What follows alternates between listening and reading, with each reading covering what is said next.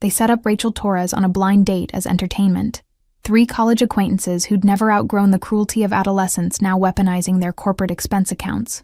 The reservation at Harborview was confirmed for 8 o'clock, the kind of restaurant where chandeliers cast warm light over marble floors, and the cheapest entree cost more than Rachel earned in a day of brake repairs.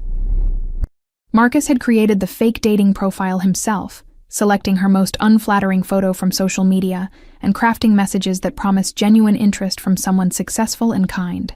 The other 2 had placed bets on how long she'd wait before realizing nobody was coming, whether she'd cry in public, if the humiliation would be visible enough to justify the effort they'd invested.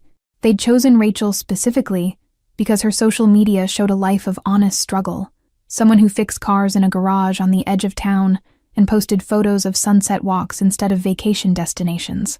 Her vulnerability made her the perfect target in their minds, someone whose hope could be manufactured and then destroyed for their amusement. Rachel stood in her apartment bathroom that evening, holding a dress she'd borrowed from her sister, the fabric nicer than anything in her own closet but still obviously secondhand. She'd scrubbed her hands 3 times with pumice soap, but the grease remained embedded in the creases of her knuckles, permanent evidence of work that most people never acknowledged. Her reflection showed someone trying too hard, hair pulled back in a style that didn't quite suit her face, makeup applied with the uncertain hand of someone who rarely wore it. The hope in her eyes made her angry at herself because she knew better than to believe in easy solutions, in men who messaged strangers with promises of dinner and conversation. The online profile had seemed genuine, messages arriving consistently over 2 weeks with questions about her work and interests that suggested real curiosity. She'd allowed herself to imagine that someone might see past her oil-stained fingernails and secondhand clothes to the person underneath, someone who read poetry and volunteered at the animal shelter on weekends. The taxi ride downtown felt like traveling to another planet, familiar streets transforming as industrial buildings gave way to glass towers and boutique shops. She'd given the driver the address twice because he'd seemed surprised that someone dressed like her would be heading to that particular neighborhood. Through the window, she watched couples strolling in evening wear that probably cost more than her monthly rent, their ease in that environment marking them as natives to a world where she would always be a foreigner.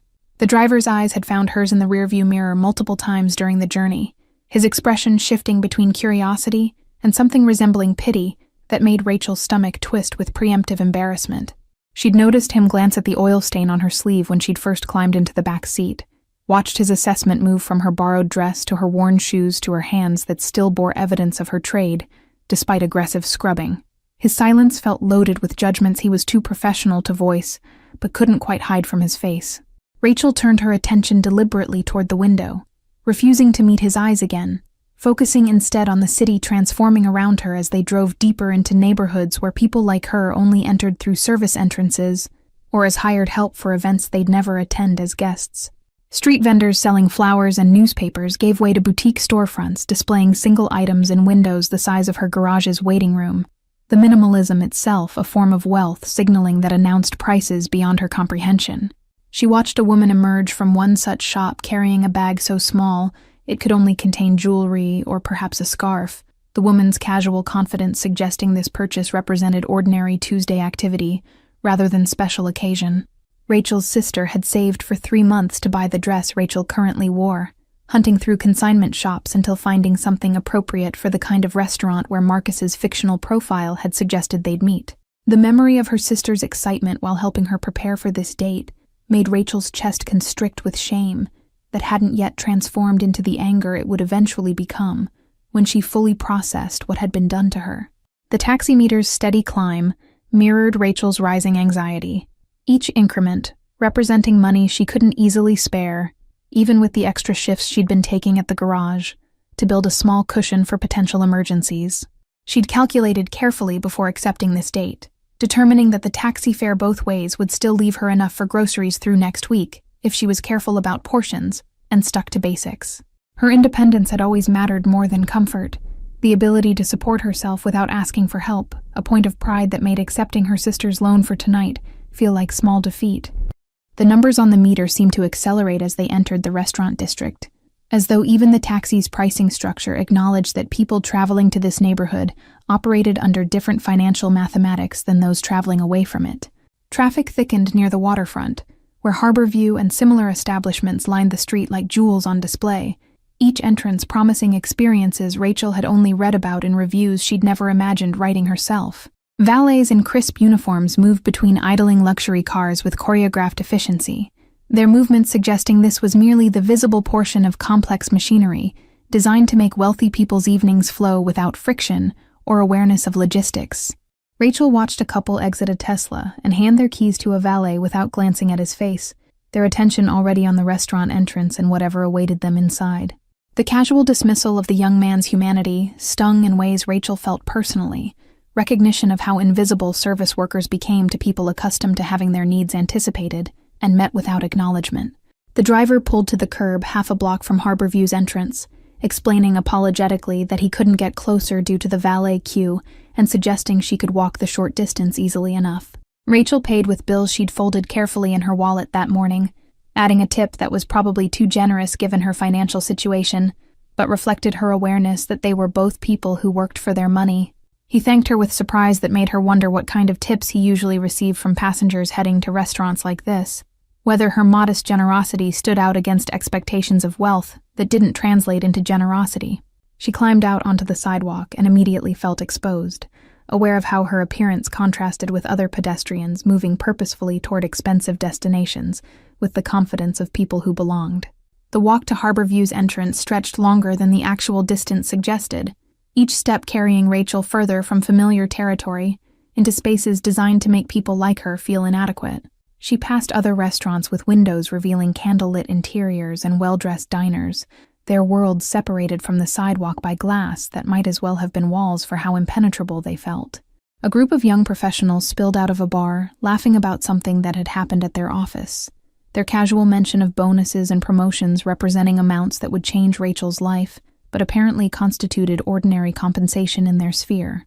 She kept her eyes forward and maintained steady pace, despite the urge to turn around and walk back to neighborhoods where she understood the rules and could predict outcomes with reasonable accuracy. The meter climbed higher than she'd anticipated, and she calculated mentally whether she'd have enough left for the ride home if dinner somehow went poorly. Her sister had insisted on lending her $40 for emergencies, pressing the bills into Rachel's hand with encouragement that felt both supportive and pitying. The city lights reflected off the harbor as they approached the restaurant district, beauty that existed primarily for people who could afford to purchase proximity to it. Harborview's entrance featured a doorman who assessed her appearance in one sweeping glance before deciding she merited basic courtesy, but nothing approaching warmth. Inside, the host checked his reservation list twice before confirming the booking, his expression suggesting confusion about how someone like her had secured a table. The dining room spread before her in a display of understated wealth, linen napkins folded into elaborate shapes and silverware that gleamed under artfully positioned lighting. Other diners watched her progress toward the table with the casual interest people show to anything that doesn't quite belong, their conversations pausing just long enough to register judgment. A woman in pearls leaned toward her companion and whispered something that prompted a knowing smile, the kind of interaction that communicated entire volumes about class and belonging. Rachel felt each step across the polished floor as a small act of defiance, continuing forward despite every signal that she should turn around and leave. The table for two sat near the window with a view of the harbor, boats bobbing in their slips like toys in a wealthy child's bathtub. Rachel smoothed her borrowed dress and sat carefully, hyper-aware of the oil stain on her sleeve that she'd tried unsuccessfully to hide with a cardigan. The waiter appeared immediately to offer water and explain the evening's specials in a tone that suggested he was reciting poetry to someone who couldn't appreciate it. She ordered nothing, explaining that she was waiting for her date, watching his expression shift to something between pity and amusement as he retreated. The water glass sweated condensation onto the white tablecloth, while she studied the menu to avoid making eye contact with anyone nearby. Minutes accumulated like small weights on her chest, each one adding to the growing certainty that something was wrong, that the careful hope she'd constructed was built on foundation designed to collapse. 10 minutes became 20 while Rachel checked her phone repeatedly, finding no messages or explanations for the delay. She told herself that traffic could be unpredictable, that emergencies happened, that she should give him more time before assuming the worst. The waiter circled past twice more, his patience visibly thinning as her presence occupied valuable real estate without generating revenue. Around her, the restaurant filled with the sounds of successful people enjoying expensive food, their laughter a soundtrack to her isolation. At 30 minutes, the couple at the next table began whispering behind their menus, stealing glances at Rachel with expressions that mixed sympathy and entertainment. The woman's eyes lingered on the oil stain with the kind of fascinated disgust people show toward things that confirm their assumptions about social hierarchies. Her companion smirked and said something too quiet for Rachel to hear, but clearly about her. Their shared amusement at her expense another layer of humiliation. Rachel's face burned, but she maintained her posture, spine straight, and hands folded calmly in her lap despite the trembling she couldn't quite control. She refused to give whoever had orchestrated this the satisfaction of watching her flee or cry, her pride the only possession she'd brought that couldn't be diminished by expensive surroundings. The borrowed dress felt like costume now, her attempt at transformation revealed as naive belief that presentation could overcome the permanent markers of her actual life. The waiter returned at 40 minutes with barely concealed irritation, suggesting that perhaps her companion had been delayed, and she might prefer to wait at the bar. His tone made clear this was less suggestion than instruction, the restaurant's patience with her occupation of premium seating finally exhausted. Rachel nodded and began gathering her purse, preparing to complete her humiliation by relocating to a bar stool where she'd be less visible reminder of whatever had gone wrong. She signaled for the check, determined to pay for her water and leave with whatever dignity remained salvageable from the evening's wreckage. The waiter pulled a small leather folder from his apron, relief evident in his expression that this uncomfortable situation was finally resolving itself. Rachel opened her wallet and extracted bills, her hands steady now that the decision to leave had been made, the worst of it almost over. At that precise moment, the restaurant's entrance doors swung wide, admitting a gust of cool evening air and a presence that immediately altered the room's entire atmosphere. Vincent Moretti entered with his daughter Lucy, balanced on his hip, her small hands gripping his tailored jacket, while her curious eyes scanned the dining room with unfiltered interest. Every head turned toward them, not because children were unusual in such establishments, but because Vincent carried authority that preceded him like a change in air pressure. The maitre d' materialized at Vincent's side with deference that bordered on fear, offering the best table in the house despite the full reservation book visible on his podium. Vincent declined with a slight headshake, his eyes already scanning the room in the automatic threat assessment of someone who'd survived by never fully relaxing. Lucy squirmed in his arms and pointed toward the window where boats rocked gently in their slips, her 3-year-old voice cutting through the subdued atmosphere with demands to see the water up close right now. Rachel fumbled with her money as the waiter hovered, her hands shaking slightly as she tried to extract enough bills to cover the water and a reasonable tip. The humiliation sat heavy in her chest, making each breath feel inadequate. Every second in this restaurant, another layer of shame she'd carry home like unwanted baggage. She could feel the stares from nearby tables intensifying now that her date's absence had been confirmed by her attempt to pay and leave, their entertainment reaching its conclusion. Vincent settled Lucy into the chair beside him at their corner table and began the familiar negotiation about sitting still and using indoor voices that didn't carry across entire rooms. The child ignored him completely, her attention captured by something across the dining room that her father couldn't yet identify from his angle. She pointed with the unself-conscious enthusiasm of someone too young to understand social boundaries, or the weight her father's reputation carried in spaces like this. Lucy's small voice rang out clearly in a momentary lull in the restaurant's ambient noise, declaring that the sad lady by the window had the same kind of dirty hands as Tony who fixed their motorcycles. Every diner within earshot turned to follow Lucy's pointing finger, their gazes landing on Rachel with renewed interest that transformed her private shame into public spectacle. The woman in pearls actually laughed, a sharp sound quickly muffled behind her napkin, but unmistakably delighted by this new development. Rachel felt the weight of collective attention like physical pressure against her skin, dozens of eyes cataloging her inadequacies with the efficiency of people practiced at identifying who didn't belong in their spaces. The couple at the adjacent table had abandoned all pretense of discretion, openly staring while the man pulled out his phone to photograph, or perhaps record the scene unfolding. She recognized the performative cruelty of people who'd weaponize her humiliation on social media, turning her worst evening into entertainment for strangers who'd never consider how it felt to be reduced to content. The waiter who'd been hovering impatiently now froze completely, his earlier irritation replaced with calculation about whether intervening would help or worsen whatever was developing between his restaurant's most important patron and the woman everyone had been watching fail at maintaining dignity. The woman in pearls leaned so far toward her companion that Rachel could hear fragments of their whispered conversation. Words like embarrassing and desperate and what was she thinking floating across the space between tables with casual viciousness. Her companion's response included speculation about whether this was some kind of social experiment, or perhaps a reality show setup, his tone suggesting he found the entire situation amusing rather than uncomfortable. Rachel wanted to stand and leave, but Lucy's innocent declaration had temporarily paralyzed her capacity for decisive action, her mind struggling to process why a child would be commenting on her hands in the middle of her carefully orchestrated public humiliation. The absurdity of having her working-class markers pointed out by a 3-year-old, while she sat abandoned at a table set for 2, felt like narrative flourish too heavy-handed for fiction. Yet here she was, living through it anyway.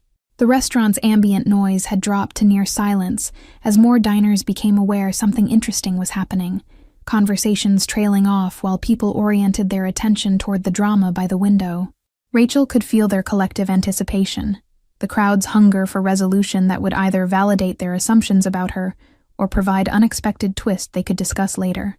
A young woman at the bar had her phone raised and was clearly recording, her expression suggesting she was already composing the caption that would accompany this content when she posted it across whatever platform she favored.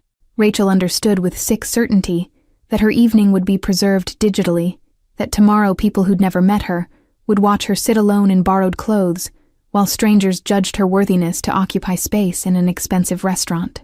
The maître d' had appeared at the edge of Rachel's awareness, hovering near the kitchen entrance with expressions suggesting he was weighing options for managing situation that threatened to disrupt his carefully maintained atmosphere. His attention kept flickering between Rachel and whatever was happening at the corner table where the child's voice had originated, his professional mask slipping enough to reveal genuine uncertainty about protocol. Rachel realized that her presence had become problem-requiring solution, that she'd transformed from merely unwanted guest into active disruption that management would need to address. The awareness that she was about to be asked to leave cut through her paralysis with sharp clarity, anger finally beginning to surface beneath the layers of embarrassment she'd been drowning in for the past 40 minutes. The waiter returned to Rachel's table, moving with new purpose, the check folder clutched in his hand like shield, or possibly weapon, depending on how she chose to respond to what was clearly coming. His professional courtesy had evaporated completely, replaced with barely concealed eagerness to conclude this uncomfortable situation and reclaim his table for customers who would actually order food and tip appropriately. Rachel saw him open his mouth to deliver whatever script he'd prepared for evicting her, saw the exact moment when his gaze shifted past her shoulder and his expression transformed from determination to something approaching fear. The change was so dramatic that Rachel turned to see what had caused it, following his sightline toward the corner table where a man was rising from his seat with a small child in tow. The man's presence seemed to expand as he stood, something in his bearing communicating authority that had nothing to do with his expensive suit or the way other diners' attention immediately shifted away from Rachel toward him. The woman in pearls who'd been so entertained by Rachel's humiliation suddenly found her silverware fascinating, her companion becoming intensely focused on his wine glass as though it contained answers to questions he hadn't asked. The young woman at the bar lowered her phone rapidly, her recording apparently concluding abruptly now that someone more significant than a humiliated mechanic had entered the scene.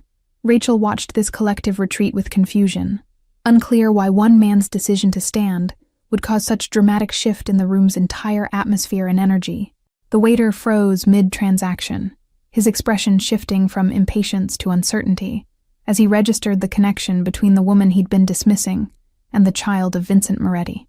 His hand remained extended for Rachel's money, but his attention had pivoted completely toward the corner table, calculating new social mathematics that might affect his position. Rachel's face flushed deeper as she realized a small child was now participating in her public humiliation, innocent observation somehow worse than adult cruelty. Vincent followed his daughter's gesture and saw Rachel clearly for the first time, his trained eye immediately cataloging details that told a complete story. The borrowed dress that didn't quite fit, the oil stain poorly concealed by a cardigan, the desperate composure of someone enduring something painful but refusing to break. He recognized the signs of a setup with the instant clarity of someone who'd orchestrated similar scenarios for very different purposes, understanding the mechanics of public humiliation, like a native language. Lucy slipped from her chair before Vincent could prevent it, moving with the fearless confidence of a child who'd never learned that approaching strangers carried risks. She crossed the space between tables while her father rose to follow, her small legs carrying her directly toward Rachel with single-minded determination. Vincent caught up as Lucy arrived at Rachel's table, his hand settling gently on his daughter's shoulder in restraint that was both protective and apologetic. Rachel looked down at the child in complete confusion, her mind still processing the abrupt shift from preparing to leave to being approached by a little girl with soft brown curls. Lucy's bright smile cut through her embarrassment like unexpected sunlight through clouds, the simple directness of children who hadn't yet learned that some people weren't supposed to talk to others. Behind the child, Rachel saw a man in an expensive suit, his controlled movements and watchful eyes suggesting someone accustomed to command, his expression unreadable as he assessed the situation his daughter had created. Vincent's apology emerged in a low voice that carried undertones of authority despite its surface politeness, explaining that his daughter was still learning about personal space and appropriate behavior in public settings. His eyes met Rachel's with intensity that seemed to see past her embarrassment to something underneath, evaluation happening in seconds that would take others minutes. The waiter retreated rapidly, suddenly unwilling to complete a transaction that might displease Vincent Moretti, leaving Rachel holding her money with no clear destination for it. Lucy ignored her father's gentle attempt to guide her back to their table, instead climbing uninvited into the empty chair across from Rachel and announcing her desire to know about the dirty hands. She asked if Rachel fixed cars like Tony, who worked on their motorcycles, her enthusiasm genuine and uncontaminated by the social judgments that had filled the room minutes earlier. The question hung in the air while other diners watched with fascination, wondering how this unexpected intersection of worlds would resolve itself. Rachel found herself answering before she'd consciously decided to speak, explaining that yes, she was a mechanic, that the stain came from changing someone's oil filter that afternoon, and helping a single mother whose car had died in the grocery store parking lot. Lucy's face lit up with pure delight, and she began firing rapid questions about engines and tools, her interest so genuine that Rachel felt something loosen in her chest. For the first time since entering Harborview, she wasn't being judged or pitied, just seen by a child who cared only about the interesting nature of her work. Vincent observed the interaction with growing curiosity, noting how Rachel's defensive posture softened as she engaged with Lucy's questions without condescension or false enthusiasm. Most people who encountered his daughter in public either ignored her completely or offered the patronizing cheerfulness adults used with children they didn't actually like. Rachel spoke to Lucy like she was a person worth taking seriously, explaining how engine grease bonded with skin oils at a molecular level and never fully washed out no matter how much soap you used. The restaurant's atmosphere shifted subtly as Vincent remained at Rachel's table, other diners returning to their meals with studied casualness while maintaining peripheral awareness of the situation. The waiter reappeared to ask if everything was satisfactory, his earlier dismissiveness replaced with careful attention to Vincent's presence, an obvious desire to avoid any misstep that might register as disrespect. Rachel still held her money, uncertain whether she was supposed to pay or leave, or somehow extract herself from an interaction she didn't remotely understand. Lucy solved the problem by declaring loudly that Rachel should eat dinner with them because she was interesting and looked hungry, and it wasn't fair that she was sitting alone. Her child's logic bypassed every social complexity, reducing the situation to simple elements of kindness and inclusion that made sense in her uncomplicated worldview. Vincent's expression flickered with something that might have been amusement, as he considered whether to override his daughter's invitation, weighing factors that Rachel couldn't begin to guess at. The seconds stretched, while Rachel waited for Vincent to collect his child and leave her to finish her exit in relative peace, the brief interruption already fading into the evening's catalog of humiliations. Instead, Vincent asked quietly if she had somewhere else to be, if someone was expecting her, his tone making absolutely clear he'd already deduced the truth about her abandoned date. The question offered her an exit if she wanted it, but also extended genuine invitation if she chose to stay, the choice deliberately placed in her hands. Rachel heard herself accepting, before her rational mind could catalog all the reasonable objections that should have prevented her from dining with strangers, particularly strangers whose surname carried weight she didn't fully understand. Lucy cheered with uninhibited joy and immediately began suggesting menu items, pointing to pictures and describing elaborate preferences that seemed impossibly sophisticated for someone who still needed help cutting her food. The waiter appeared at Vincent's slight gesture, his entire demeanor transformed by the prospect of serving Moretti rather than evicting an unwanted guest who'd overstayed her welcome. The waiter's hands trembled slightly as he took their order, addressing Vincent with exaggerated respect, while his eyes carefully avoided Rachel as though she'd become invisible through proximity to more important people.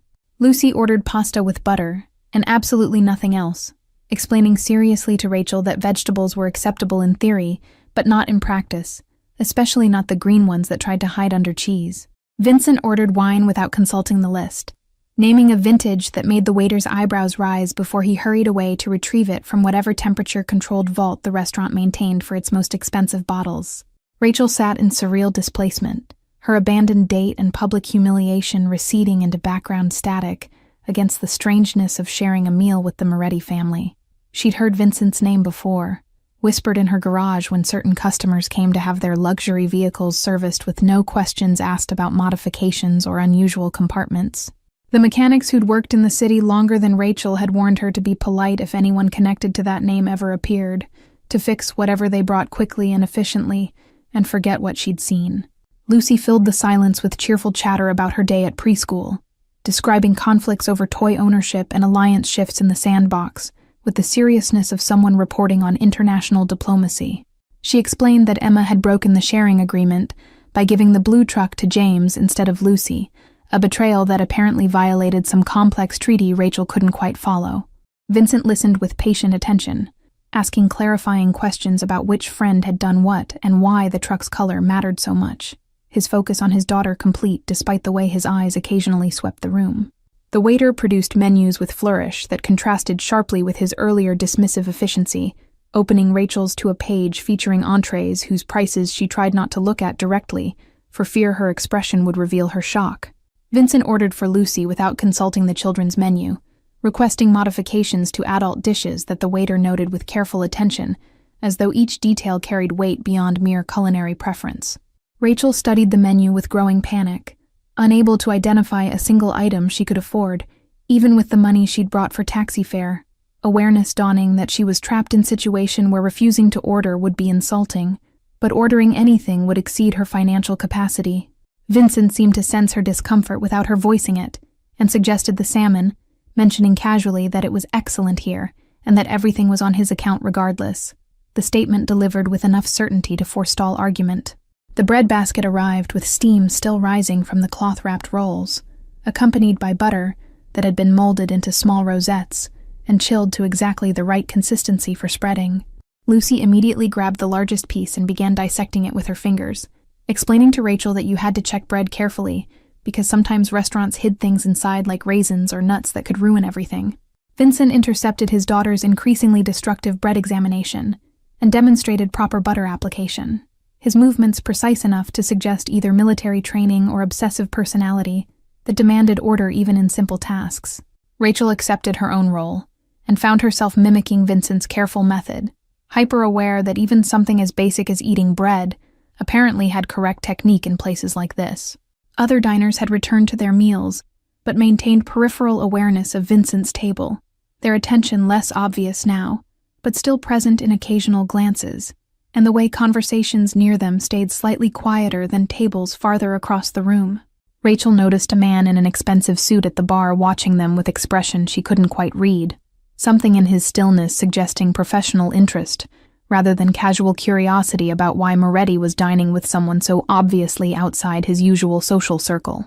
Vincent's posture shifted almost imperceptibly, and he made brief eye contact with the man, some wordless communication passing between them that lasted only seconds before the observer returned his attention to his drink.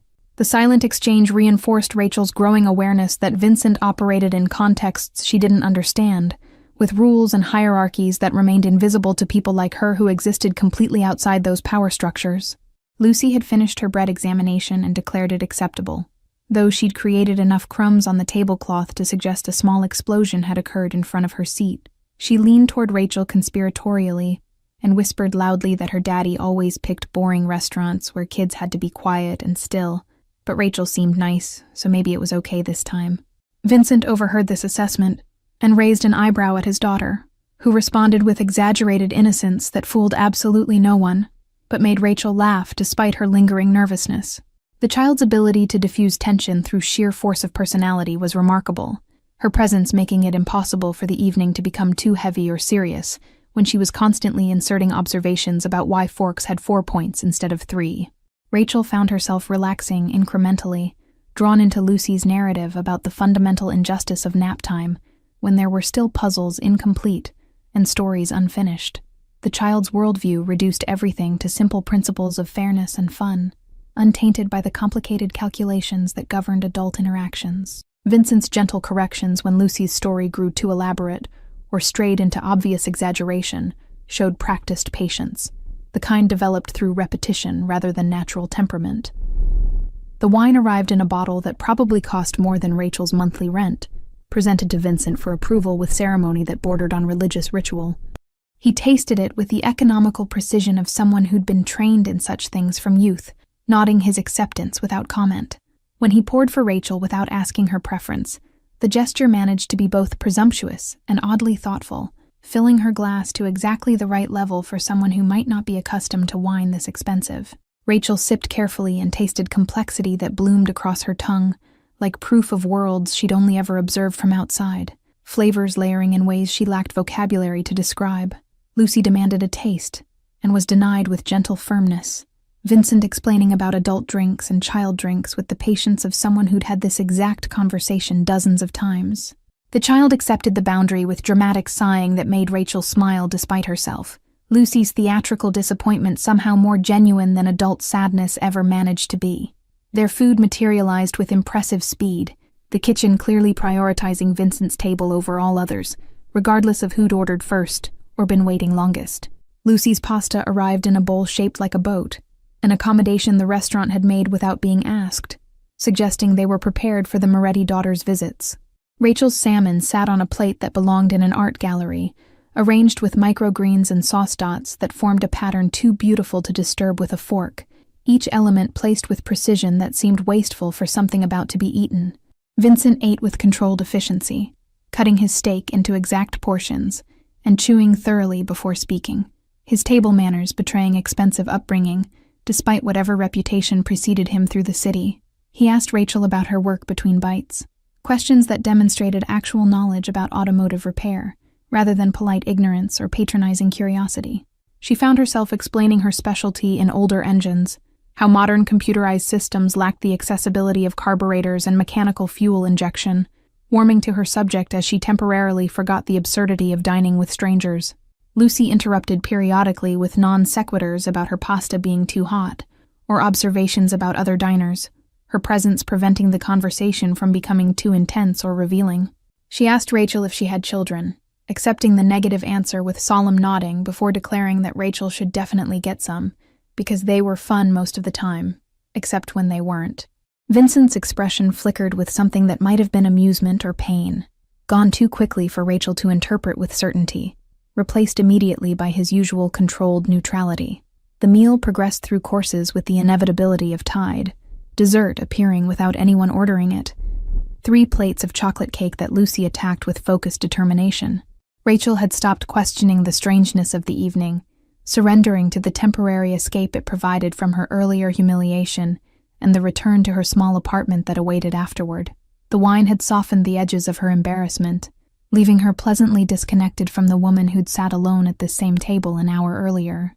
Vincent mentioned casually that he collected vintage motorcycles, his tone carefully neutral, as he explained that his mechanic had recently retired and left him without reliable maintenance for his collection. The statement hung in the air, weighted with implication, an offer extended without being explicitly made, leaving Rachel space to ignore it if she chose. She responded that she'd worked on motorcycles before opening her automotive shop, that she actually preferred them to cars for their mechanical honesty and the way every component remained visible and accessible to someone who understood what they were seeing.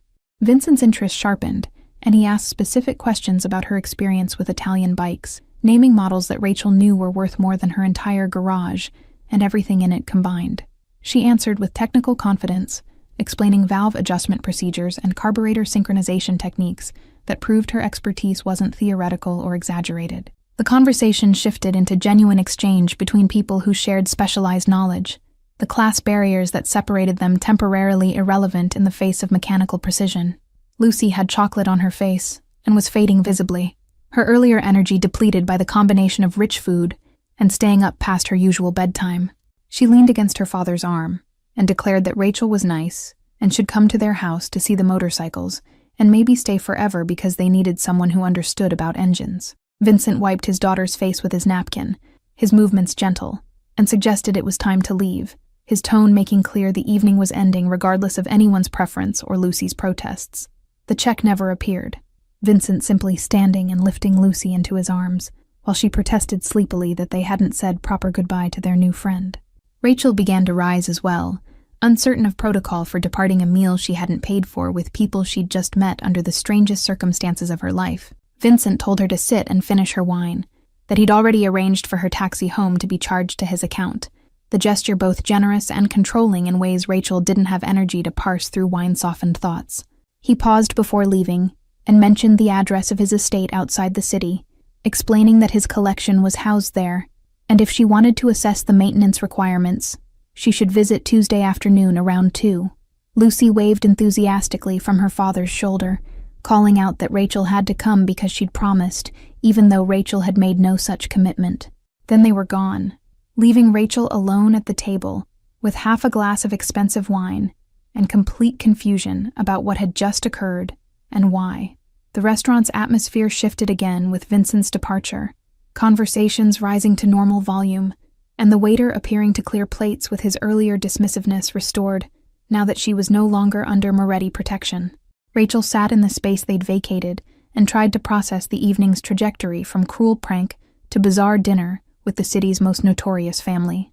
Her phone buzzed with a message from an unknown number, containing just an address and a time, confirmation that Tuesday's invitation had been genuine, rather than the polite fiction she'd half expected it to be. Tuesday arrived with autumn rain that turned the city streets into mirrors reflecting gray sky, Rachel's truck splashing through puddles as she drove toward the address Vincent had sent. The estate sat 30 minutes outside the city limits where urban sprawl dissolved into rolling hills and properties measured in acres rather than square feet. She'd debated canceling a dozen times, inventing reasonable excuses for why a mechanic shouldn't visit a Mafia boss's home, but curiosity and the memory of Lucy's enthusiasm had overridden her survival instincts. The gate appeared suddenly, wrought iron set between stone pillars that had been standing longer than Rachel had been alive, a call box mounted discreetly to one side. She pressed the button and stated her name, the gate swinging open immediately, as though someone had been watching for her arrival.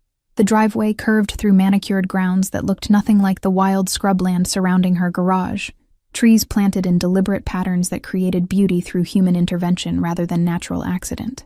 The house revealed itself gradually as she rounded the final curve, stone and glass combining in architecture that managed to feel both fortress and home. Rachel parked her battered truck beside a Mercedes that probably cost more than she'd earn in 5 years, feeling suddenly foolish for coming here. Before she could reconsider, the front door opened, and Lucy burst out in rain boots and a yellow jacket, running toward Rachel's truck with arms outstretched and complete disregard for the puddles soaking her legs. Vincent followed at a more measured pace, holding an umbrella that he raised over Rachel as she climbed from her truck, and was immediately embraced by his enthusiastic daughter. Lucy chattered about how she'd been watching for Rachel all morning, how she'd told everyone at breakfast that the motorcycle lady was coming, how she'd picked out special cookies for them to share. Rachel found herself smiling despite her nervousness, the child's uncomplicated joy infectious in ways that bypassed adult anxiety about appropriate boundaries and social hierarchies. Vincent guided them inside through doors that opened into a foyer larger than Rachel's entire apartment, but the space felt warm rather than intimidating. Family photographs lined one wall, Lucy at various ages mixed with images of Vincent with people Rachel didn't recognize, the kind of casual documentation of life that suggested this was a home rather than a showpiece. Lucy insisted on giving Rachel a tour, dragging her by the hand through rooms that combined expensive furnishings with scattered toys, evidence of childhood existence preventing the house from becoming a museum. The kitchen smelled of fresh coffee and something baking, a woman in her 60s turning from the oven to greet them with the familiarity of someone who'd worked here long enough to be family. She introduced herself as Maria, and told Lucy to let their guest breathe before dragging her all over the house. Lucy ignored this advice completely, pulling Rachel toward the back doors and the property beyond where the real treasure apparently waited.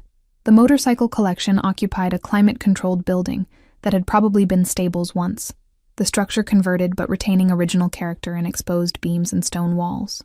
Vincent opened the doors, and Rachel stopped breathing for a moment, faced with machines that represented decades of automotive history, arranged like sculpture.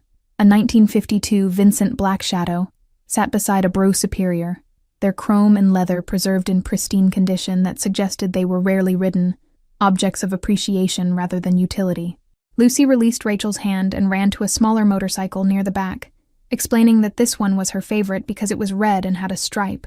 Vincent explained it was a 1974 Ducati 750 Sport, the first bike he'd ever owned, purchased with money from his first legitimate business deal, and kept for sentimental reasons despite offers from collectors. Rachel approached it slowly, her professional eye already cataloging details of maintenance and noting areas where age showed despite careful preservation. She asked permission before touching anything, her fingers tracing the fuel line and checking the cable tension with automatic assessment born from years of practice. Vincent watched her work with interest that seemed genuine rather than polite, answering her technical questions about riding frequency and storage conditions. The Ducati needed carburetor cleaning and fresh fluids, minor work that would restore it to full functionality, but several other machines required more extensive attention that hadn't been addressed since his previous mechanic's retirement. Rachel lost herself in examination of the collection, moving from bike to bike with growing excitement as she identified models she'd only seen in magazines and manuals. A 1969 Honda CB750 sat next to a Moto Guzzi V7 Sport, each machine representing different philosophy of engineering and design.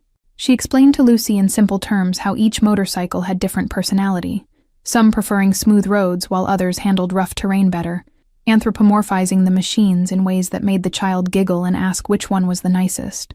Vincent offered her the job without ceremony, stating a monthly retainer that made Rachel's eyes widen and suggesting she could work on the collection at her own pace around her regular garage schedule.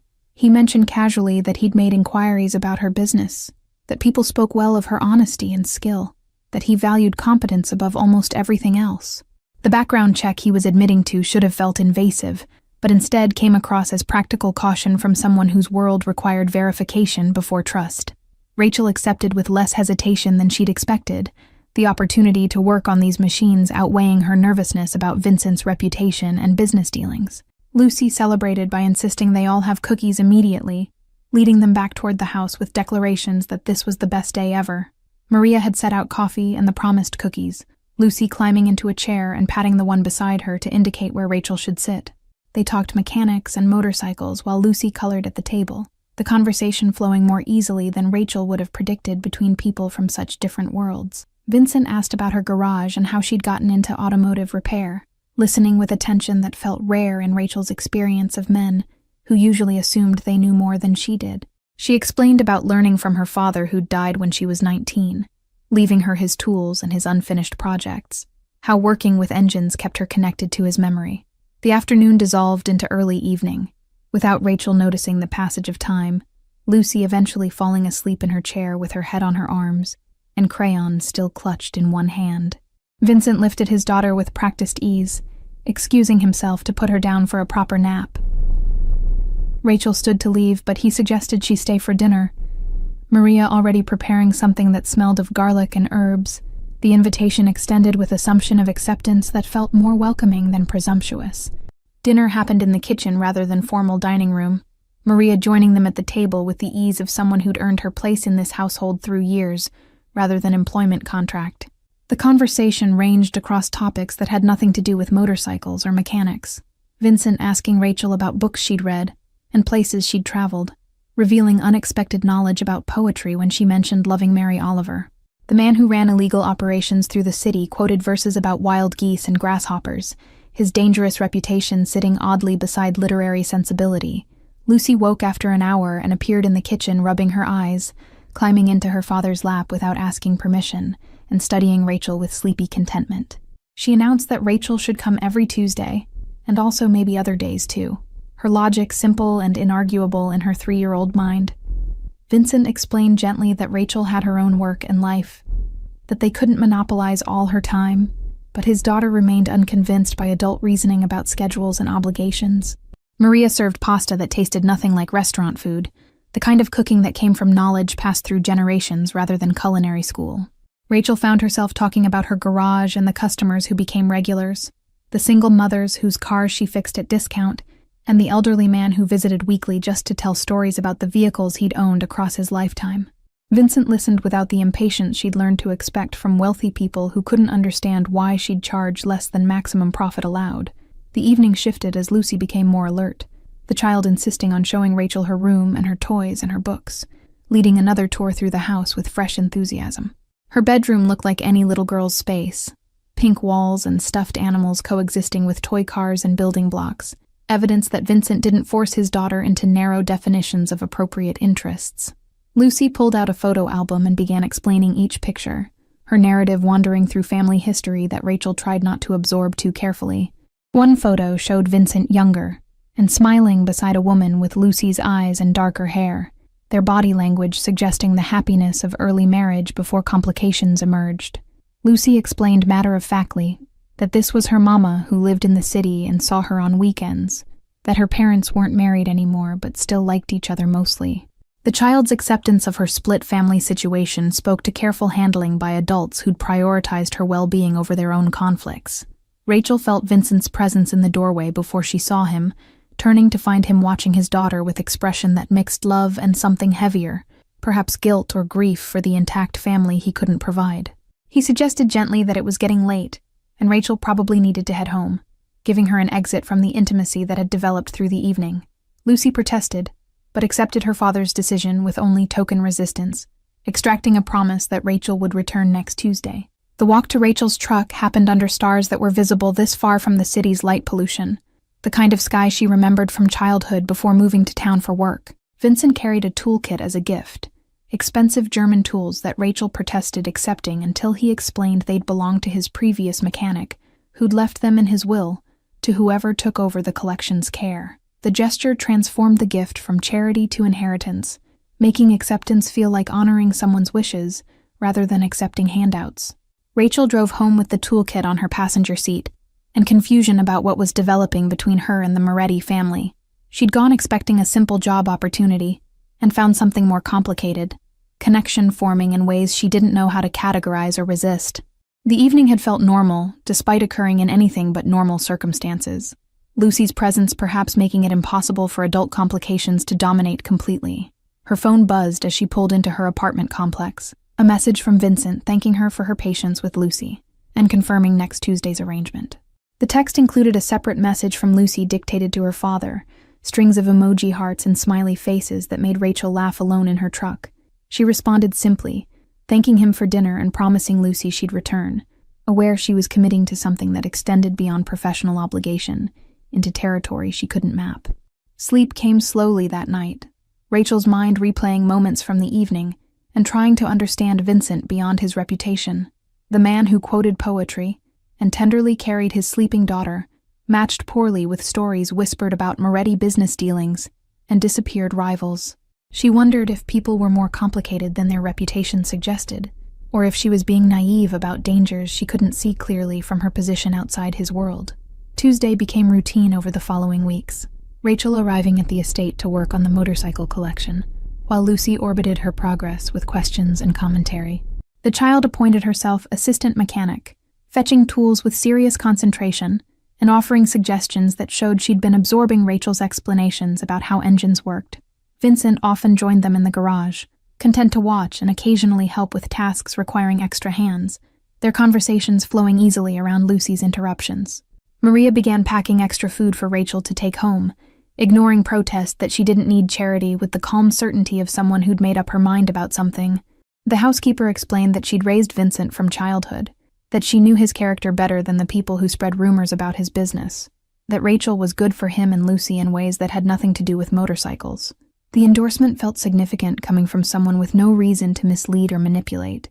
The garage work revealed itself as excuse more than necessity, the motorcycles requiring less maintenance than the arrangement suggested. Rachel understood she was being paid generously for companionship as much as mechanical skill, that Vincent valued her presence for reasons extending beyond the condition of his collection. The realization should have bothered her, but instead felt honest, acknowledgement of connection forming between them that neither had explicitly named or defined. Lucy began asking when Rachel would stay for a sleepover, her child's logic unable to understand why someone she liked wouldn't just live with them permanently. Vincent deflected these questions with practiced patience, but Rachel noticed he never actually disagreed with his daughter's assessment, never explained that Rachel had her own life separate from theirs. The omission felt deliberate, leaving space for possibility he wasn't ready to articulate, but perhaps hoped might develop naturally. The shift happened on a Tuesday afternoon, 6 weeks into the arrangement, Rachel under the Ducati checking the exhaust system when she heard an unfamiliar car approaching up the drive. She emerged from beneath the motorcycle to find a sleek Audi parking beside Vincent's Mercedes, a woman climbing out who carried herself with the confidence of someone accustomed to admiration. Lucy looked up from her coloring book, and her expression transformed from concentration to complicated emotion that seemed too mature for her age. The woman approached with purpose, her designer clothes and perfect hair, marking her as belonging to Vincent's world in ways Rachel's oil-stained work clothes never would. She swept past Rachel without acknowledgement, calling for Lucy, who'd stood from her spot on the garage floor. The child went to her mother with less enthusiasm than Rachel had expected, submitting to the embrace but not returning it with her usual physical affection. Vincent appeared from the house moving faster than Rachel had seen him move, his controlled calm cracking enough to show tension underneath. He greeted the woman with careful courtesy, addressing her as Elise, and asking what brought her here midweek when their custody schedule clearly indicated weekend visits. Elise ignored his question, and instead turned her attention to Rachel for the first time, her expression calculating as she assessed the mechanic who'd been spending time with her daughter. The accusation emerged sharp and direct, Elise demanding to know who Rachel thought she was inserting herself into Lucy's life without permission or background check. Her voice carried contempt that reduced Rachel to exactly what she appeared on surface, working-class woman with no business in this family's complicated dynamics. Rachel stepped back instinctively, unwilling to engage in conflict she didn't understand, but Lucy surprised everyone by moving to stand beside Rachel and declaring that she liked her and wanted her there. Vincent's expression hardened as he explained coldly that Rachel was his employee and guest, that Elise had no authority over who visited his home during his custody time. The conversation escalated quickly into coded references to past arguments, their history revealing itself through shortcuts and implications that excluded Rachel from full understanding. Elise mentioned concerns about appropriate influences and Lucy's exposure to people without proper background, her meaning clear, even through diplomatic phrasing. Rachel felt herself shrinking under scrutiny that reduced her to symbol of everything Elise feared about Vincent's world, the dangerous associations and poor judgment that might contaminate their daughter. She offered to leave and give them privacy to discuss whatever needed discussing, but Vincent's hand on her shoulder stopped her retreat. He told Elise that she was welcome to discuss concerns through their lawyers, but that she didn't get to show up unannounced and attack his guests, his voice carrying edge that reminded Rachel exactly who she was dealing with. Elise's composure cracked slightly, and she revealed the real source of her concern, that mutual friends had seen Vincent and Rachel at Harborview, that people were talking about the mechanic who'd somehow captured Moretti's interest. The vulnerability underneath her anger became visible, fear that she was being replaced in Lucy's affection by someone she considered unworthy of the position. Rachel understood suddenly that this wasn't about her specifically, but about Elise's complicated feelings regarding her ex-husband and their failed marriage. Lucy began crying, overwhelmed by adult emotions she couldn't process or understand, asking why everyone was fighting when Rachel was nice and hadn't done anything wrong. Vincent lifted his daughter and spoke to her quietly, explaining that adults sometimes disagreed about things, but that it would be okay, that everyone here loved her very much. The child buried her face in his shoulder, her small body shaking with sobs that seemed to drain the hostility from the moment. Elise's expression shifted as she watched Vincent comfort their daughter, something in her face softening toward genuine concern rather than territorial anger. She approached Rachel directly and apologized stiffly for her rudeness, explaining that she worried about Lucy's well-being constantly, and sometimes that worry expressed itself poorly. Rachel accepted the apology with quiet dignity, understanding that fear motivated the attack more than actual malice toward someone Elise didn't even know. Vincent suggested they move this conversation inside, where Maria could watch Lucy while the adults talked properly without audience. He guided them toward the house with hand still on Rachel's shoulder, the gesture both protective and possessive in ways she wasn't sure he intended. Maria appeared at the door and took Lucy inside with soothing words, leaving the three adults standing in uncomfortable triangle on the driveway. The discussion that followed happened in Vincent's study, Elise explaining her concerns about Lucy's attachment to Rachel and what would happen when the mechanic inevitably left their lives. She pointed out that Rachel had her own separate existence, that whatever arrangement Vincent had made would eventually end, and Lucy would face another loss after already processing her parents' divorce. The argument held logic that Rachel couldn't entirely dismiss, awareness that she'd become entangled in this child's life without considering long-term implications. Vincent listened without interruption until Elise finished, then asked quietly if she'd ever known him to be careless with their daughter's emotional well-being. He explained that Rachel's presence had brought joy to Lucy's life that had been missing since the divorce, that his daughter smiled more and talked more and seemed more secure than she had in months. Whatever was developing between him and Rachel would proceed carefully with Lucy's best interests paramount, not abandoned at first sign of complication. Rachel heard herself described as part of Vincent's future plans and felt something shift in her chest, realization hitting that he'd been thinking about this more seriously than she'd understood. Elise seemed to recognize the same thing, her expression moving through surprise toward resignation. She asked Rachel directly if she understood what she was getting into with Vincent, if she knew about his business and the complications that came with his particular life. The moment demanded honesty that Rachel hadn't fully articulated even to herself, but she answered that she knew enough and was choosing to continue anyway. She explained that Lucy had become important to her in ways that transcended the job arrangement, that walking away to protect herself would hurt the child they were all claiming to prioritize. Elise studied her for a long moment before nodding slowly. Acceptance, if not enthusiasm. Acknowledgement that Rachel's intentions at least seemed genuine. Elise left an hour later with promises to maintain scheduled custody arrangements and to give Rachel's presence in Lucy's life a chance to prove itself beneficial rather than harmful. The tension in Vincent's shoulders eased visibly as her car disappeared down the driveway, his carefully maintained composure cracking enough to reveal the strain of managing explosive situation without losing control. Rachel stood beside him in uncertain silence, aware that something fundamental had shifted in their arrangement, but unclear what that meant for her continued involvement with this family. Lucy emerged from the house where Maria had distracted her with cookie decorating, chocolate on her face and relief in her expression when she saw all the adults still present and apparently calm. She ran to Rachel first rather than her father, wrapping small arms around the mechanic's legs and asking if everyone had stopped being mad now. Rachel assured her that everything was fine, that grown-ups sometimes needed to talk about complicated things, but that nothing had changed about their Tuesday arrangement. Vincent watched this interaction with expression that Rachel couldn't quite read, something in his eyes suggesting he was re-evaluating decisions or perhaps confirming conclusions he'd already reached.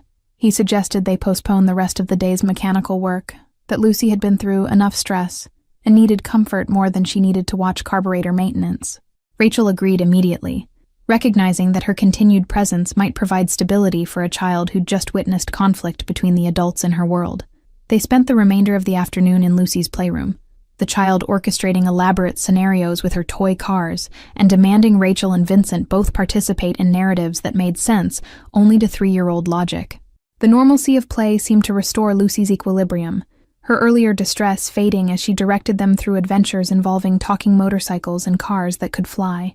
Vincent threw himself into the pretend with surprising commitment, providing voices for different vehicles, and accepting Lucy's corrections when he deviated from her vision. Maria called them for early dinner, comfort food that felt appropriate for the day's emotional weather, and Lucy insisted Rachel sit in what was apparently becoming her usual chair. The conversation stayed deliberately light, avoiding any reference to Elise's visit or the tensions it had exposed. Lucy described in detail a butterfly she'd seen that morning, her description growing more elaborate with each telling until the insect had achieved nearly mythical proportions that made the adults exchange amused glances. After dinner, Vincent asked Rachel to stay while he put Lucy to bed, suggesting they needed to talk once his daughter was asleep. The request carried weight that made Rachel's stomach tighten with anxiety about what conversation would follow, whether he'd decided her presence caused too much complication for the benefit it provided. She waited in the living room while bedtime rituals happened upstairs, Lucy's voice drifting down as she demanded extra stories and negotiated for just 5 more minutes of being awake.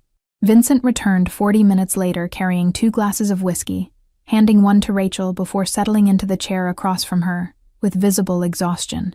He thanked her for staying calm during Elise's confrontation, for not responding with anger or defensiveness that would have escalated the situation beyond management. Rachel deflected the gratitude by pointing out she'd been too confused to respond effectively anyway, that she still didn't fully understand what had happened, or what Elise thought was developing between them. The question hung in the air between them. Invitation for Vincent to clarify exactly what their arrangement had become beyond employer and mechanic. He sipped his whiskey and seemed to choose his words carefully, explaining that he hadn't planned for any of this when he'd invited a stranger to share their table at Harborview. Lucy had precipitated their initial connection with her usual lack of social boundaries, but what had developed since was something Vincent hadn't anticipated and wasn't entirely sure how to navigate. He admitted that his world came with complications that most people sensibly avoided, that his business dealings existed in gray areas that law enforcement monitored without being able to prove anything actionable.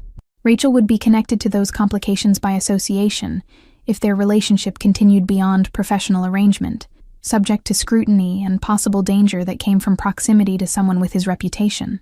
The warning felt like test, opportunity for her to retreat with dignity before becoming more entangled in circumstances she didn't fully understand. Rachel asked the question that had been forming since she'd first learned his full name, whether he'd ever directly hurt someone who didn't deserve it, whether innocent people had suffered because of his business decisions. Vincent held her gaze and answered with honesty that felt dangerous in its completeness, explaining that he'd done things she wouldn't approve of, but never to people who hadn't chosen to enter his world. His operations targeted other criminals and corrupt systems, not families or civilians who wanted nothing to do with that existence. The distinction mattered to Rachel in ways she wasn't entirely proud of, but she recognized her own moral flexibility was revealing itself in real time. She wasn't walking away despite understanding more clearly what Vincent's life entailed, wasn't demanding he choose between his daughter and his business. Instead, she heard herself saying she wanted to continue their arrangement, that Lucy had become too important for her to abandon over abstract concerns about activities she'd never witnessed directly. Vincent's expression shifted into something that might have been relief, or possibly concern that she was making foolish choice, but he didn't try to talk her out of the decision she'd just articulated. He mentioned that continuing would require certain practical arrangements, that she'd need to be more careful about her own security and aware of her surroundings in ways most people didn't bother with. Rachel nodded acceptance of parameters she didn't fully grasp, trusting that Vincent would explain what she needed to know when she needed to know it. The conversation evolved into discussion of how their relationship would progress, whether they were acknowledging romantic interest or maintaining professional boundaries with friendship attached. Vincent admitted he'd been attracted to her since watching her speak to Lucy without condescension at Harborview, that competence and kindness combined in ways he found compelling. Rachel confessed she'd been fighting attraction she'd told herself was inappropriate, given their different circumstances, that she'd assumed he viewed her as convenient company, rather than genuine romantic possibility.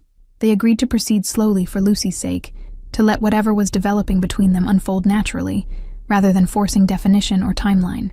Vincent walked Rachel to her truck eventually, the night air cold enough to see their breath, and kissed her with careful intention that communicated interest without demanding immediate response. Rachel drove home tasting whiskey and possibility, aware she'd just committed to future. She couldn't predict with man. She probably shouldn't trust, but somehow did anyway. The following weeks established new rhythm that incorporated Rachel more fully into the Moretti household routine, her Tuesday visits extending into occasional weeknight dinners and weekend activities with Lucy. The child bloomed under the attention of two adults who clearly cared for her, her earlier anxiety about parental conflict fading as she adapted to expanded family structure. Elise maintained cordial distance during custody exchanges, civil, if not warm, apparently satisfied that Rachel's influence wasn't harmful to their daughter's development. Vincent's business remained mostly invisible to Rachel. Occasional phone calls he'd take in another room or meetings that required him to leave her and Maria supervising Lucy. She didn't ask questions about what those conversations or meetings entailed, accepting that ignorance provided protection for both of them. The arrangement felt sustainable in ways she hadn't expected, her life expanding to accommodate this family without requiring her to abandon her own identity or work. Rachel's garage began receiving referrals from Vincent's associates, luxury vehicles appearing for maintenance with drivers who paid in cash and never questioned her invoices. The additional income allowed her to hire an assistant mechanic and upgrade equipment she'd been making do without, her business growing in direct correlation to her relationship with Vincent. She recognized the connection, but didn't examine it too closely, telling herself that competent work rather than favoritism explained the new clientele even as she understood that distinction was probably fiction, she told herself for comfort. 3 months into their relationship, Rachel met Vincent's mother at a Sunday dinner that felt deliberately designed as evaluation rather than casual meal. Elena Moretti studied Rachel with sharp eyes that assessed everything from her posture to how she interacted with Lucy, asking questions that seemed innocuous but clearly served deeper investigative purpose. The older woman had built the family business alongside her late husband, Vincent had explained beforehand, and her approval mattered more than any other authority figure in his world. Lucy's affection for Rachel apparently carried significant weight in Elena's assessment, the child's unself-conscious displays of attachment, providing testimony that needed no verbal elaboration. When Lucy insisted Rachel sit beside her and help cut her meat, when she shared her dessert without being asked, when she fell asleep against Rachel's shoulder after dinner, Elena's expression softened incrementally. The older woman pulled Rachel aside before she left, and said simply that Lucy needed stability, and anyone who provided that earned Moretti family protection, the statement both blessing and warning about expectations that came with inclusion. Rachel's apartment began to feel like way station rather than home, most of her time spent either at her garage or the estate where she kept spare clothes and toiletries in the guest room Vincent had designated as hers. Lucy started asking when Rachel would just live with them permanently, her 3-year-old logic unable to understand why someone present most days maintained separate residence. Vincent never answered these questions directly, but Rachel noticed he didn't discourage them either, allowing his daughter's assumptions to create pressure neither adult was quite ready to address explicitly. The mechanics of blending their lives revealed themselves through small accommodations and adjustments, Rachel learning which of Lucy's behaviors signaled genuine distress versus manipulation, Vincent discovering Rachel's tendency to skip meals when focused on work and ensuring food appeared at regular intervals. Maria treated Rachel's increasing presence as inevitable development she'd apparently predicted, adding Rachel's preferences to her mental catalog of household requirements, without commentary or judgment about the changing family structure. Winter arrived and brought holidays that required navigation of custody schedules and family obligations, Elise agreeing to alternate arrangements that gave both parents time with Lucy. Rachel spent Christmas morning at the estate watching Lucy demolish wrapping paper with gleeful abandon, the child's delight in a toy motorcycle garage suggesting Vincent had consulted Rachel about appropriate gifts. The domesticity of the scene struck Rachel as surreal even as she participated fully, her life transformed in less than 6 months from solitary mechanic to de facto stepmother. Vincent gave Rachel a gift that demonstrated attention to details she hadn't realized he'd noticed, a first edition of Mary Oliver's poems, with inscription about finding family in unexpected places. She'd given him leather gloves for writing, practical gift that acknowledged their shared interest while avoiding presumption of deeper meaning. Lucy gave Rachel a drawing of 3 people holding hands, the figures labeled in careful preschool letters as Daddy, Lucy, and Rachel, the child's vision of her family unit rendered in crayon and hope. The new year brought discussion about formalizing Rachel's position in Lucy's life, Vincent mentioning that legal arrangements could protect everyone's interests if Rachel was committed to permanent involvement. The conversation happened late at night after Lucy's bedtime, both of them tired, and maybe that exhaustion lowered usual defenses.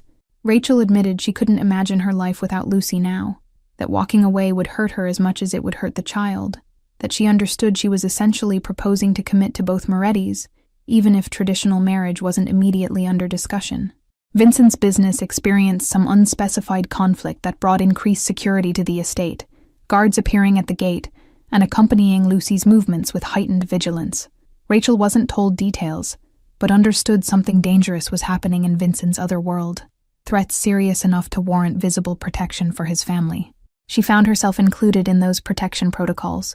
Her truck followed discreetly when she drove to her garage, her apartment checked regularly by people she never saw, but whose presence Vincent confirmed. The danger felt abstract until Rachel found her garage vandalized one morning, tools scattered and equipment damaged in destruction that communicated message rather than random violence. Vincent arrived within minutes of her call, his expression cold, in ways she hadn't seen directed toward her vicinity before. He explained that someone was trying to leverage her against him, that attacking what he cared about was standard tactic in conflicts between organizations, that she needed to stay at the estate until the situation resolved itself through channels she shouldn't know about. Lucy sensed the tension despite adult efforts to maintain normalcy, becoming clingy and tearful in ways that broke Rachel's heart. The child asked repeatedly if Rachel was leaving, if the bad people would hurt her, questions that revealed she understood more about her father's world than anyone had realized. Vincent and Rachel both reassured her with promises they hoped they could keep, their shared concern for Lucy's emotional state becoming foundation for decisions about how to proceed with their relationship and the complications it had inherited. Rachel moved into the estate officially, her apartment lease terminated and possessions absorbed into Vincent's home with efficiency that suggested this had been inevitable rather than crisis response. Her garage remained open with her assistant managing daily operations while she worked primarily on Vincent's collection and accepted only select outside clients. The adjustment felt less dramatic than she'd anticipated, perhaps because she'd been gradually inhabiting this life for months already. The official transition merely acknowledging reality that had already developed. Elena visited more frequently, her presence providing additional security through reputation as much as physical protection. The older woman taught Rachel things about Vincent's world without explicitly naming what she was teaching, lessons about situational awareness and reading people's intentions and understanding when to ask questions versus when to stay silent. Rachel absorbed this education alongside learning Lucy's bedtime preferences and Vincent's coffee habits, her life becoming comprehensive immersion in Moretti family culture. The conflict that had triggered heightened security resolved through methods Rachel didn't ask about, Vincent's tension gradually easing and guards becoming less visible though not absent.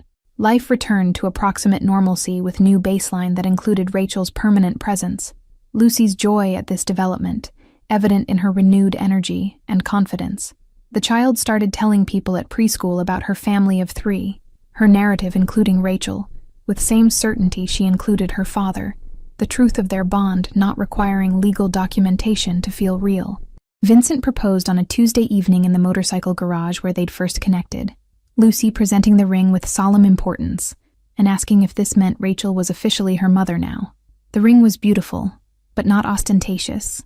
Diamond set in platinum with inscription inside about unexpected grace. Rachel said yes while covered in engine grease with oil in her hair, Lucy cheering and Vincent kissing her with relief that suggested he'd genuinely been uncertain of her answer, despite months of evidence pointing toward this conclusion. The engagement party happened at the estate with attendance from Vincent's business associates and legitimate friends, the mixture of worlds creating atmosphere that would have seemed impossible to Rachel a year earlier. Elena toasted the couple with words about family being chosen rather than only inherited, her approval cementing Rachel's position in ways that mattered beyond romantic relationship. Lucy served as unofficial hostess, introducing Rachel to guests as her almost mother with pride that made several hard men's expressions soften unexpectedly. Elise attended briefly, bringing a gift and offering congratulations that seemed genuine, if complicated by her own feelings about her ex-husband's new life. She pulled Rachel aside to thank her for being good to Lucy, for not trying to replace her in their daughter's heart, but instead expanding the circle of people who loved the child. The conversation felt like final acceptance, acknowledgement that their family structure might be unconventional, but was working for everyone involved, especially the little girl at the center of it all. Plans for a small wedding began taking shape, Lucy insisting on being flower girl and having extensive opinions about dress colors and flower choices. Vincent let his daughter direct most decisions, his primary concern being that Rachel was happy, and Lucy felt included in creating their official family unit. Rachel found herself planning a future she couldn't have imagined when she'd walked into Harborview for a date that never arrived, grateful for the cruelty that had inadvertently led her to this unexpected family. The wedding happened in early spring in the estate's garden, cherry blossoms providing canopy for ceremony attended by carefully selected group that represented both Vincent's worlds. Lucy took her role seriously, scattering petals with concentrated precision and standing between Vincent and Rachel during vows. The officiant acknowledged the unique family they were forming, 3 people committing to each other rather than traditional dyad, Lucy's importance to the marriage recognized explicitly in the ceremony structure. Rachel wore a simple dress that allowed her to move comfortably and didn't require constant adjustment, her practical nature asserting itself even in wedding attire. Lucy's dress matched in color, the child's insistence that they coordinate honored by Vincent, who'd learned to pick his battles with his determined daughter. Elena cried quietly in the front row, her husband's absence acknowledged through empty chair beside her, the family legacy continuing through Vincent's unlikely choice of partner.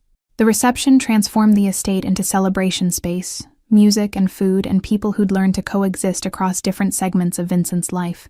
Rachel danced with her new husband, while Lucy insisted on joining them, the 3 of them moving together in approximation of grace that made guests smile. Elena gave a speech about unexpected blessings, and the family's tradition of choosing partners with strength to match their own, her words elevating Rachel's background rather than dismissing it. Elise arrived for the final hour with a gift for Lucy, a locket containing photos of both her mothers, so she could carry them both always. The gesture moved Rachel unexpectedly. recognition that Elise was actively supporting Lucy's expanded family despite her own complicated feelings. They spoke briefly about custody schedules and Lucy's transition to kindergarten, their conversation civil and focused on the child they both loved. Whatever past tensions dissolved into shared priority. Lucy fell asleep during the reception in Rachel's arms, exhausted from excitement and secure enough to rest wherever she landed. Vincent found them like that and stopped to simply watch for a moment, his expression revealing the peace he'd found in this unexpected family configuration. Rachel met his eyes over their daughter's head and smiled, understanding passing between them that needed no verbal expression. The honeymoon was delayed because neither Vincent nor Rachel wanted to leave Lucy, their family unit too new and precious to separate even briefly. Instead, they took a week at the estate with Maria handling everything, while the three of them existed in bubble of family time. Lucy delighted in having both parents completely present without competing obligations, her happiness the clearest indicator that they'd made right choices, despite unconventional path that had led them here. Rachel's garage thrived under her assistant's management, but she found herself less interested in returning to full-time work outside the estate. Her priorities shifted by family responsibilities and the satisfaction of maintaining Vincent's collection. She taught Lucy basic mechanical principles using toy engines Vincent had acquired for this purpose, the child's interest genuine and her aptitude surprising. The thought of eventually teaching Lucy to ride motorcycles felt simultaneously terrifying and perfect, continuation of the connection that had begun in a restaurant when a 3-year-old had asked about dirty hands. Vincent's business continued in its usual patterns, but his participation became more selective, delegating more to trusted associates so he could prioritize family time. Elena approved this transition and began grooming younger family members for leadership roles, the organization's future secured without requiring Vincent's constant attention. Rachel never became involved in the business directly, but her presence influenced Vincent's decisions, his choices reflecting concern for maintaining the life they'd built together. The community center where they'd launched the automotive education program began expanding into other practical skills training, Rachel's success demonstrating that young people responded to instruction that connected directly to employability and independence. She recruited other tradespeople from her network to teach plumbing basics and electrical work fundamentals, creating curriculum that demystified skilled trades for teenagers who'd been tracked toward college as though it were the only path to dignity. Vincent provided funding without seeking recognition, his contribution laundered through charitable foundations that kept his name distant from public-facing aspects of programs that genuinely helped people. Rachel understood this separation was necessary given the source of the money, but privately she appreciated that Vincent's complicated empire at least produced some unambiguous good that benefited families who'd never know the Moretti name or understand where their opportunities originated. Lucy's growing awareness of her father's reputation created new challenges as she began understanding that other children's parents sometimes reacted to the Moretti name with expressions she couldn't interpret but recognized as different. She asked Vincent directly one evening why Emma's mother had gotten weird when she'd invited Emma for a playdate, her child's directness forcing conversation he'd been hoping to delay until she was older. Rachel sat beside him while he explained in age-appropriate terms that some people made judgments based on stories they'd heard rather than actual experience, that the Moretti name carried history that wasn't always fair, but was real nonetheless. Lucy processed this information with the seriousness of someone learning that the world contained complexities her previous understanding hadn't accommodated, her questions revealing she was developing awareness that would eventually require more complete explanations than they were providing now. The balance between protecting Lucy's innocence and preparing her for the reality of her family's position became ongoing negotiation that Rachel and Vincent revisited regularly as she matured. They decided together that honesty served her better than fantasy, that age-appropriate truth would give her tools to navigate a world that would always see her through the lens of her father's reputation. Rachel's presence in these conversations brought perspective Vincent valued, her outsider status providing clarity about how normal people perceived the Moretti name, and what Lucy would face as she moved through spaces where that name preceded her. Elise participated in these discussions during their increasingly frequent co-parenting meetings. The three adults united in determination to raise Lucy with enough self-awareness to protect herself without developing shame about her family. Rachel's garage had evolved into something beyond simple automotive repair, becoming a hub for young people interested in trades and older mechanics who appreciated working environment that valued skill over credentials. She'd hired 2 more mechanics and an office manager, her business growing beyond what she could manage alone while maintaining her teaching schedule and family responsibilities. The expansion felt both exciting and slightly terrifying. Success carrying obligations she hadn't fully anticipated when she'd been working alone with rented tools and more ambition than capital. Vincent offered business advice when she asked, but respected her need to build something that belonged to her, rather than existing as extension of his resources and influence. The anniversary of their meeting at Harborview arrived, and Vincent surprised Rachel by reserving the same table where she'd sat alone waiting for a date that never came. The gesture both romantic and slightly painful in its reminder of that evening's humiliation. They brought Lucy, who listened with fascination to the story of how they'd met, her child's perspective finding nothing strange about the fact that her family had begun with a cruel prank, and her own innocent observation about dirty hands. The waiter who'd been dismissive to Rachel that first night had been replaced, but the new server treated them with respect that had nothing to do with Vincent's reputation, and everything to do with how they treated him in return. Small victory that mattered more to Rachel than she would have predicted. Elena's health had stabilized enough to allow her to attend Lucy's kindergarten graduation, the older woman insisting on being present for family milestones, despite her doctor's recommendations about limiting activity. She'd told Rachel privately that she'd lived long enough to see Vincent build something good, that knowing he had partners strong enough to stand beside him gave her peace about stepping back from active involvement in family business. The conversation had felt like blessing and burden simultaneously, Elena's confidence in Rachel's strength also acknowledging the challenges that would come with being Moretti matriarch when Elena eventually passed.